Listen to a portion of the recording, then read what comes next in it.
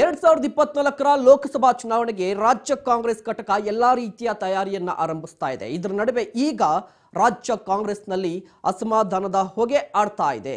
ಹೊಸ ಚರ್ಚೆಗೆ ನಾಂದಿ ಹಾಡಿದ್ದಾರೆ ಎಚ್.ಸಿ. ಮಹದೇವಪ್ಪನವರು. ಹಾಗಾದ್ರೆ ರಾಜ್ಯ ಕಾಂಗ್ರೆಸ್ನಲ್ಲಿ ಈಗ ಸೃಷ್ಟಿ ಆಗಿರುವಂತ ಈ ಅಸಮಾಧಾನಕ್ಕೆ ಕಾರಣ ಏನು?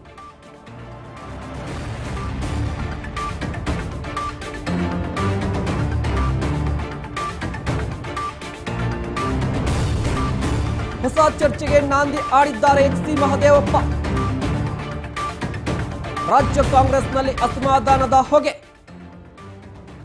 ಒಂದು ಕಡೆ ಲೋಕಸಭಾ ಚುನಾವಣೆಗೆ 2 ತಿಂಗಳು ಮಾತ್ರ ಬಾಕಿ ಇದೆ. ಚುನಾವಣೆಗೆ ಎಲ್ಲಾ ರೀತಿಯ ತಯಾರಿ ಪಕ್ಷದಿಂದ ಆಗ್ತಾ ಇದೆ.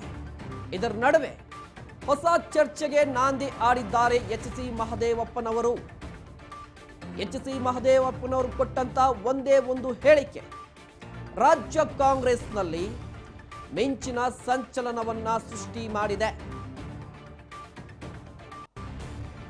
ಎಚ್.ಸಿ. ಮಹದೇವಪ್ಪನವರು ಕೊಟ್ಟಂತ ಹೇಳಿಕೆಯಿಂದ ಹೊಸ ಚರ್ಚೆ ಶುರುವಾಗಿರುವಂತದ್ದು ರಾಜ್ಯ ಕಾಂಗ್ರೆಸ್ನಲ್ಲಿ.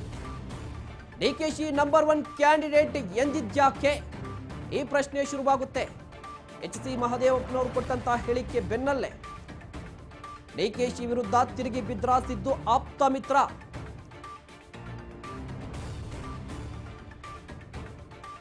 ಎಚ್.ಸಿ.ಎಂ ಹೇಳಿಕೆ ಹಿಂದಿನ ಲೆಕ್ಕಾಚಾರವೇನು? ಈ 3 ಪ್ರಶ್ನೆಗಳು. ಎಚ್.ಸಿ. ಮಹದೇವಪ್ಪನವರು ಕೊಟ್ಟಂತ ಹೇಳಿಕೆನ ಹಿಂದಿನ ರಹಸ್ಯ ಏನು? ರಾಜ್ಯ ಕಾಂಗ್ರೆಸ್ನಲ್ಲಿ ಅಸಮಾಧಾನ ಸ್ಫೋಟಗೊಂಡಿದ್ಯಾಕೆ? ಇಲ್ಲಿ ಎಚ್.ಸಿ. ಮಹದೇವಪ್ಪನವರ ಲೆಕ್ಕಾಚಾರ ಏನಿರುತ್ತೆ? ಹಾಗಾದ್ರೆ ಎಚ್.ಸಿ. ಮಹದೇವಪ್ಪನವರು ಕೊಟ್ಟಂತ ಹೇಳಿಕೆ ಏನು? ಅದು ಲೋಕಸಭಾ ಚುನಾವಣೆ ಹಿನ್ನೆಲೆಯಲ್ಲಿ ಎಚ್.ಸಿ. ಮಹದೇವಪ್ಪನವರು ಏನು ಹೇಳಿದ್ರು ಬನ್ನಿ ನೋಡೋಣ. ಲೋಕಸಭೆಯ ಅಭ್ಯರ್ಥಿ ಆಗಲ್ಲ, ಎಲೆಕ್ಷನ್ ಪಾರ್ಲಿಮೆಂಟ್ಗೆ ನಿಲ್ಲಲ್ಲ. ಹೈಕಮಾಂಡ್ನವರು ಯಾರಿಗೆ ಟಿಕೆಟ್ ಕೊಡ್ತಾರೆ ಅವ್ರ ಪರವಾಗಿ ನಿಷ್ಠೆ ಪ್ರಾಮಾಣಿಕೆಯಿಂದ ಕೆಲಸ ಮಾಡ್ತಾರೆ. 40 ವರ್ಷ ಆಯಿತು ರಾಜಕೀಯಕ್ಕೆ ಬಂದು. ಇಷ್ಟು ನೂರಾರು ಹೋರಾಟಗಳಲ್ಲಿ ಭಾಗವಹಿಸಿದ್ದೀನಿ. ಸರ್ವೆ ಮಾಡ್ಬಿಟ್ಟು ನನ್ನ ಹೆಸರು ಜನಗಳ ಬಾಯಿದೆ ಅಂತ ಹೇಳ್ಬೇಕಾ? ಆ ಪರಿಸ್ಥಿತಿ ಬಂದಿದೆ ನನ್ನ leadership. I have established and recognised throughout the state in my 40 years of struggle on social justice, development and democracy. ನೋಡಿ, ಸಾಮಾಜಿಕ ನ್ಯಾಯ, ಹಕ್ಕುಗಳು, ಹೋರಾಟಗಳು, ಸಂವಿಧಾನದ ಆಶಯಗಳ ಪರವಾಗಿ ನೂರಾರು ಚಳುವಳಿಗೆ ಹೋಗಿ ಹೋರಾಟ ಮಾಡಿರೋನು. ಸರ್ವೆ ಮಾಡಿಬಿಟ್ಟು ಮಹದೇವಪ್ಪನ ಹೆಸರಿದೆ ಅಂತ ಹೇಳಿಸ್ಕೋ ಪರಿಸ್ಥಿತಿ ನನಗೆ. ನಾನೇನು ಹೇಳ್ತೀನಿ ಅಂದರೆ, basically it's a strong Congress board. ಪ್ರಬಲವಾದಂಥ ಕಾಂಗ್ರೆಸ್ನ ಭದ್ರಕೋಟೆ ಅದು. ಅಲ್ಲಿ ಎದುರಾಳಿಗಳು ಯಾರೇ ನಿಂತರೂ ಕಾಂಗ್ರೆಸ್ಸು ಗೆಲ್ಲುತ್ತೆ. ನಾನು ಸ್ಪಷ್ಟವಾಗಿ ಅಭ್ಯರ್ಥಿ ಅಲ್ವೇ ಅಲ್ಲ, ಲೋಕಸಭೆಗೆ ನಿಲ್ಲೋದೇ ಇಲ್ಲ. ಅವನ ಹೆಸರನ್ನು ಪ್ಯಾನೆಲ್ ಕೊಟ್ಟಿದ್ದಾರೆ. ಇನ್ಯಾರು ಕೊಡಬೇಕು ಅಂತ ಕೊಡ್ತಾರೆ ಹೈಕಮಾಂಡ್ ತೀರ್ಮಾನ. ನನ್ನನ್ನು ಬಿಟ್ಟು ನಾನು ಅಭ್ಯರ್ಥಿ ಅಲ್ವೇ ಇಲ್ಲ, ಆಗೋದೇ ಇಲ್ಲ. ಅವ್ರ ಪರವಾಗಿ ನಾನು ಕೆಲಸ ಮಾಡ್ತೀನಿ. ಇಲ್ಲ, ಜನನೇ ಹೇಳಿದ್ದಾರೆ. ಮಹದೇವಪ್ಪನವರು ಅಥವಾ ಅವ್ರ ಮಗ ಕೊಡಿ ಅಂತ ಅಲ್ಲಿರೋ MLAಗಳು ಎಲ್ಲ ಸಾರಾಸಟ್ಟಾಗಿ ಹೇಳಿದ್ದಾರೆ. ನಾನು ಅಭ್ಯರ್ಥಿ ಅಲ್ವೇ ಅಲ್ಲ, ಅಭ್ಯರ್ಥಿ ಆಗೋದೇ ಇಲ್ಲ, ಎಲೆಕ್ಷನ್ ನಿಲ್ಲೋದೇ ಇಲ್ಲ ಪಾರ್ಲಿಮೆಂಟ್ಗೆ. ಅದಾದಮೇಲೆ ಪಕ್ಷಕ್ಕೆ ಬಿಟ್ಟಿದ್ದು. ಅದು ಪಕ್ಷದ ಹೈಕಮಾಂಡು ಬೇರೆ ಯಾರು ಕೊಟ್ಟರು ಅದ್ರ ಪರವಾಗಿ ಕೆಲಸ ಮಾಡೋದಷ್ಟೇ ನನ್ನ ಕೆಲಸ. ನಾನು ಬೇಡಿಕೆ ಇಟ್ಟಿದ್ದಲ್ಲ, ಅಲ್ಲಿ MLAಗಳು ಇರಲಿಲ್ಲ. ಯಾರು?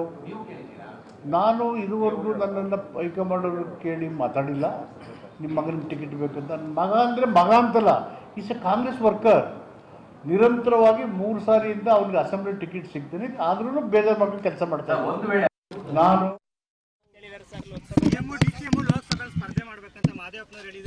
ಹೌದು ಹೌದು ಹೌದು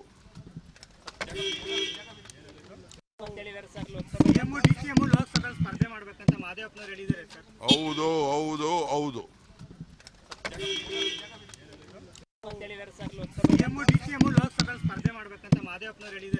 ಹೌದು ಹೌದು ಹೌದು ಮಹದೇವಪ್ಪನವರು ಹೇಳಿದ್ದಾರೆ ಲೋಕಸಭಾ ಚುನಾವಣೆಯಲ್ಲಿ ಸರ್. ಒಳ್ಳೆ ಸಲಹೆ ಕೊಟ್ಟಿದ್ದಾರೆ, ಸ್ವಾಗತ ಮಾಡ್ತೀನಿ.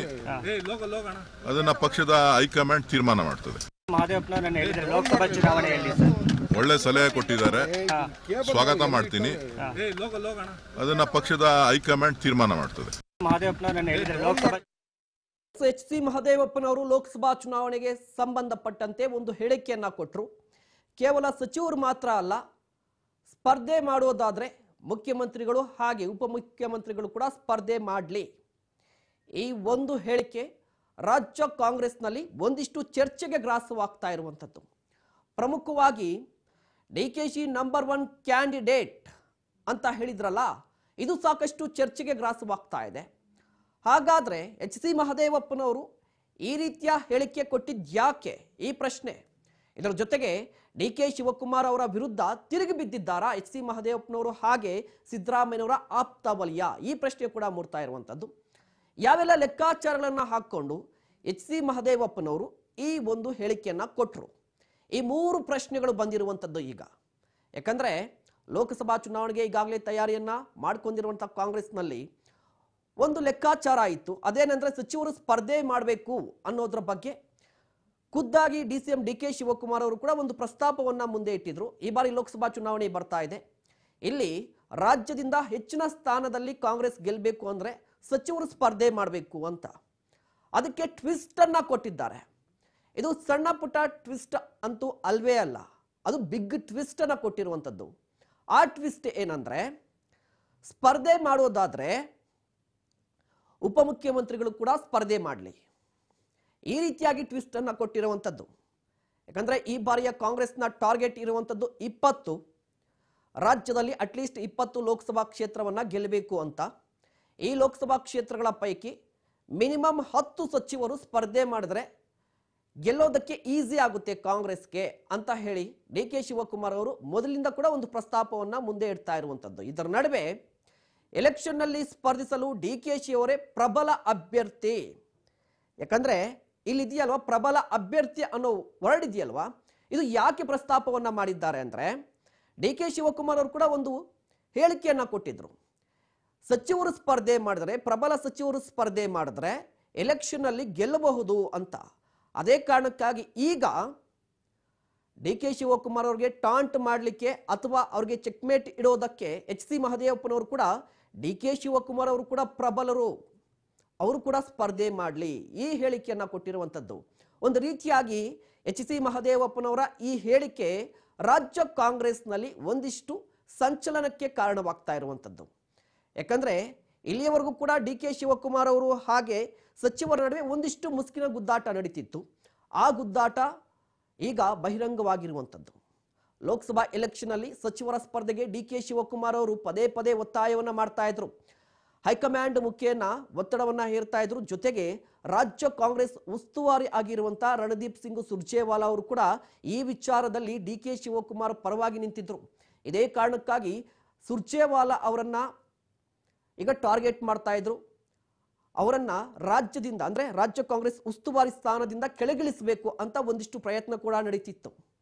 ಈಗ ಸಚಿವರು ಸ್ಪರ್ಧಿಸಿದ್ರೆ ಗೆಲುವು ಗ್ಯಾರಂಟಿ ಅನ್ನೋದು DK ಶಿವಕುಮಾರ್ ಅವರ ವಾದ ಆಗಿರುವಂಥದ್ದು. ಕಾಂಗ್ರೆಸ್ಗೆ ಏನಂದ್ರೆ, ರಾಜ್ಯದಲ್ಲಿ ಕಾಂಗ್ರೆಸ್ಗೆ ಜಯ ಒಂದೇ ಮುಖ್ಯ ಆಗಿರುವಂಥದ್ದು. ಒಂದು ಕಡೆ DK ಶಿವಕುಮಾರ್ ಅವರು ಹಾಗೆ ರಾಜ್ಯ ಕಾಂಗ್ರೆಸ್ನ ಉಸ್ತುವಾರಿಯಾಗಿರುವಂತಹ ರಣದೀಪ್ ಸಿಂಗ್ ಸುರ್ಜೇವಾಲಾ ಅವರು ಸಚಿವರು ಸ್ಪರ್ಧಿಸಿದ್ರೆ ಗೆಲುವು ಗ್ಯಾರಂಟಿ ಅನ್ನುವ ವಾದವನ್ನ ಮಾಡ್ತಾ ಇರುವಂಥದ್ದು. ಕಾಂಗ್ರೆಸ್ಗೂ ಕೂಡ ಅದೇ ಬೇಕಿರೋದು. ಟಾರ್ಗೆಟ್ 20 ಅಂದ್ರೆ ಅದು ಸುಖ ಸುಮ್ಮನೆ ಆಗೋದಿಲ್ಲ. ತುಂಬಾ ಮಂದಿ ಆಕಾಂಕ್ಷಿಗಳಿದ್ದಾರೆ, ಆದರೆ ಗೆಲ್ಲುವ ಕುದುರೆ ಬೇಕಿದೆ ಕಾಂಗ್ರೆಸ್ಗೆ. 2019 ಲೋಕಸಭಾ ಚುನಾವಣೆಯಲ್ಲಿ ಕೇವಲ 1 ಸ್ಥಾನ ಬೆಂಗಳೂರು ಗ್ರಾಮಾಂತರದಿಂದ. ಈಗ 5 ವರ್ಷಗಳ ನಂತರ ಮತ್ತೆ ಚುನಾವಣೆ ಬರ್ತಾ ಇದೆ. ರಾಜ್ಯದಲ್ಲಿ ಕಾಂಗ್ರೆಸ್ ಅಧಿಕಾರದಲ್ಲಿದೆ. ಈಗ ಟಾರ್ಗೆಟ್ 20ರಷ್ಟು ಹೆಚ್ಚಾಗಿರುವಂಥದ್ದು. 20 ಲೋಕಸಭಾ ಕ್ಷೇತ್ರದಲ್ಲಿ ಗೆಲ್ಲಬೇಕು ಅಂದ್ರೆ ಸಚಿವರು ಸ್ಪರ್ಧೆ ಮಾಡಬೇಕು ಅಂತ ಹೇಳಿದ್ರು. DK ಶಿವಕುಮಾರ್ ಅವರ ಈ ನಡೆ ಇತ್ತಲ್ವಾ, ಸಚಿವರು ಸ್ಪರ್ಧೆ ಮಾಡಬೇಕು ಅನ್ನುವ ಈ ನಡೆಯಿಂದ ಸಾಮಾನ್ಯವಾಗಿ ಸಚಿವರು ಕೂಡ ಒಂದಿಷ್ಟು ಅಸಮಾಧಾನಗೊಂಡಿದ್ರು. ಯಾಕಂದ್ರೆ ಈಗ ಸಚಿವರಾಗಿದ್ದೀರಿ, ಲೋಕಸಭಾ ಎಲೆಕ್ಷನ್ಗೆ ಹೋಗಿ ಲೋಕಸಭೆಯಲ್ಲಿ ಗೆದ್ರೆ ಅಲ್ಲೇನ್ ಮಾಡೋದು, ಪಕ್ಷ ಅಧಿಕಾರಕ್ಕೆ ಬರಲ್ವಲ್ಲ ಅಂತ ಒಂದಿಷ್ಟು ಅಸಮಾಧಾನ ಇತ್ತು. ಈಗ ಒಂದು ವಾದವನ್ನ ಮುಂದೆ ಇಟ್ಟಿರುವಂಥದ್ದು. ಅದೇನಂದ್ರೆ, ಗೆಲುವೇ ಮುಖ್ಯವಾದ್ರೆ DK ಶಿವಕುಮಾರ್ ಅವರು ಕೂಡ ಸ್ಪರ್ಧೆ ಮಾಡಲಿ, ಕಾಂಗ್ರೆಸ್ಗೆ ಬೇಕಿರೋದು ಗೆಲುವು. 20 ಲೋಕಸಭಾ ಕ್ಷೇತ್ರ ಅಲ್ವಾ, ಇಲ್ಲಿ ಗೆಲುವೇ ಮುಖ್ಯ. ಹಾಗಾದ್ರೆ DK ಶಿವಕುಮಾರ್ ಅವರು ಕೂಡ ಸ್ಪರ್ಧೆ ಮಾಡಲಿ ಅಂತ ಹೇಳಿ DK ಶಿವಕುಮಾರ್ ಅವ್ರಿಗೆ ಚೆಕ್ಮೇಟ್ ಇಟ್ರ. ಈ ಪ್ರಶ್ನೆ ಬರ್ತಾ ಇರುವಂಥದ್ದು. ಈಗ ನಾವು ಕೂಡ ಸಚಿವರು, ಡಿ ಕೆ ಶಿವಕುಮಾರ್ ಅವರು ಸಚಿವರಾಗಿದ್ದಾರೆ, ಉಪಮುಖ್ಯಮಂತ್ರಿಗಳಾಗಿದ್ದಾರೆ, ಅವರು ಕೂಡ ಸ್ಟ್ರಾಂಗ್ ಇದ್ದಾರೆ, ಅವರು ಕೂಡ ಸ್ಪರ್ಧೆ ಮಾಡಲಿ ಅಂತ ಹೇಳಿರುವಂಥದ್ದು. ಸಚಿವರ ಸ್ಪರ್ಧೆಗೆ ಒತ್ತಾಯಿಸ್ತಾ ಇರುವಂಥ ಡಿ ಕೆ ಶಿವಕುಮಾರ್ ಕೂಡ ಎಲೆಕ್ಷನ್ಗೆ ನಿಲ್ಲಲಿ. ಈ ಕಾರ್ಡ್ ಪ್ಲೇ ಮಾಡಿರುವಂಥದ್ದು. ನಾವು ಕೂಡ ಸಚಿವರು, ನಾವು ಸ್ಟ್ರಾಂಗ್ ಇದ್ದೀವಿ, ಡಿ ಕೆ ಶಿವಕುಮಾರ್ ಅವರು ನಮಗಿಂತ ಸ್ಟ್ರಾಂಗ್ ಇದ್ದಾರೆ, ಅವರು ಸ್ಪರ್ಧೆ ಮಾಡಲಿ ಅಂತ ವಾದವನ್ನು ಮಂಡನೆ ಮಾಡ್ತಾ ಇರುವಂಥದ್ದು. ಈಗ ಡಿ ಕೆ ಶಿವಕುಮಾರ್ ಅವರ ಹಾದಿಯಲ್ಲಿ ಟ್ರಬಲ್ ಕೊಡೋದಕ್ಕೆ ಸಿದ್ದು ಆಪ್ತ ಮಂಡಳಿ ಕೂಡ ಸಜ್ಜಾಗಿರುವಂಥದ್ದು. ಪ್ರಮುಖವಾಗಿ ಡಿ ಕೆ ಶಿವಕುಮಾರ್ ಅವರು ಸಚಿವರು ಸ್ಪರ್ಧೆ ಮಾಡಬೇಕು ಅಂತ ವಿಚಾರ ಬಂದಿತ್ತಲ್ವಾ, ಇಲ್ಲಿ ಯಾರನ್ನ ಟಾರ್ಗೆಟ್ ಮಾಡ್ತಾ ಇದ್ದಾರೆ ಡಿ ಕೆ ಶಿವಕುಮಾರ್ ಅವರು ಅಂದರೆ ಸಿದ್ದರಾಮಯ್ಯನವರ ಆಪ್ತ ವಲಯದಲ್ಲಿ ಗುರುತಿಸಿಕೊಂಡಿರುವಂಥ ಒಂದಿಷ್ಟು ಸಚಿವರನ್ನ ಟಾರ್ಗೆಟ್ ಮಾಡ್ತಾ ಇದ್ದಾರೆ. ಎಚ್ ಸಿ ಮಹದೇವಪ್ಪನವರ ವಿಚಾರಕ್ಕೆ ಬಂದರೆ ಚಾಮರಾಜನಗರ ಲೋಕಸಭಾ ಕ್ಷೇತ್ರದಿಂದ ಎಚ್ ಸಿ ಮಹದೇವಪ್ಪನವರು, ಬೆಳಗಾವಿ ಲೋಕಸಭಾ ಕ್ಷೇತ್ರದಿಂದ ಬಂದು ಸತೀಶ್ ಜಾರಕಿಹೊಳಿ ಅವರು ಬರಬೇಕು, ಕೋಲಾರ ಲೋಕಸಭಾ ಕ್ಷೇತ್ರದಿಂದ ಕೆ ಎಚ್ ಮುನಿಯಪ್ಪ ಅವರು ಸ್ಪರ್ಧೆ ಮಾಡಬೇಕು, ತುಮಕೂರು ಲೋಕಸಭಾ ಕ್ಷೇತ್ರದಿಂದ ಪರಮೇಶ್ವರ್ ಅವರು ಅಥವಾ ರಾಜಣ್ಣ ಅವರು ಸ್ಪರ್ಧೆ ಮಾಡಲಿ. ಹೀಗೆ ಸಿದ್ದರಾಮಯ್ಯನವರ ಆಪ್ತ ವಲಯದಲ್ಲಿ ಯಾರೆಲ್ಲ ಇದ್ದಾರೆ ಅವರು ಲೋಕಸಭಾ ಚುನಾವಣೆಗೆ ಸ್ಪರ್ಧೆ ಮಾಡಲಿ ಅಂತ ಡಿ ಕೆ ಶಿವಕುಮಾರ್ ಅವರು ಒಂದು ವಾದವನ್ನು ಮಂಡನೆ ಮಾಡ್ತಾ ಇದ್ದಾರೆ. ಈಗ ಆ ಸಚಿವರು ಅಂದರೆ ಯಾರು ಲೋಕಸಭಾ ಚುನಾವಣೆಗೆ ಸ್ಪರ್ಧೆ ಮಾಡಬೇಕು ಹೆಸರನ್ನ ಉಲ್ಲೇಖಿಸ್ತಾ ಇದ್ದಾರಲ್ವಾ, ಎಚ್ ಸಿ ಮಹದೇವಪ್ಪನವರು, ಸತೀಶ್ ಜಾರಕಿಹೊಳಿ ಅವರು, ಹೀಗೆ ಅವರು ಒಂದು ವಾದವನ್ನ ಮುಂದೆ ಇಟ್ಟಿರುವಂಥದ್ದು. ಈಗ ಡಿ ಕೆ ಶಿವಕುಮಾರ್ ಅವರು ಏನು ಹೇಳ್ತಾ ಇದ್ದಾರೆ, ಗೆಲುವೊಂದೇ ಮಾನದಂಡ, ಪಕ್ಷಕ್ಕೆ ಬೇಕಿರೋದು ಜಯ ಅಲ್ವಾ, ಪ್ರಬಲರು ಲೋಕಸಭಾ ಚುನಾವಣೆಗೆ ಹೋಗ್ಬೇಕಿರೋದಲ್ವಾ, ಹಾಗಾದ್ರೆ ಡಿ ಕೆ ಶಿವಕುಮಾರ್ ಅವರು ಕೂಡ ಸ್ಪರ್ಧೆ ಮಾಡಲಿ. ಆ ಮೂಲಕವಾಗಿ ಡಿ ಕೆ ಶಿವಕುಮಾರ್ ಅವರ ಹಾದಿಯಾಗಿ ಸಚಿವರು ಕೂಡ ಚೆಕ್ಮೇಟ್ ಅನ್ನ ಇಟ್ಟಿದ್ದಾರೆ. ಅಂದ್ರೆ ಇಷ್ಟು ದಿನಗಳ ಕಾಲ ರಾಜ್ಯ ಕಾಂಗ್ರೆಸ್ನಲ್ಲಿ ಒಂದಿಷ್ಟು ಮುಸ್ಕಿನ ಗುದ್ದಾಟ ನಡೀತಿತ್ತು ಸಚಿವರ ಸ್ಪರ್ಧೆ ವಿಚಾರಕ್ಕೆ ಸಂಬಂಧಪಟ್ಟಂತೆ. ಈಗ ಅದಕ್ಕೆ ಒಂದು ರೀತಿಯಾಗಿ ಕ್ಲೈಮ್ಯಾಕ್ಸ್ ಹಂತ ಬಂದಿರುವಂಥದ್ದು. ಕಾದು ನೋಡಬೇಕಾಗುತ್ತೆ ಡಿ ಕೆ ಶಿವಕುಮಾರ್ ಅವರ ಮುಂದಿನ ನಡೆ ಏನಾಗುತ್ತೆ ಅಂತ.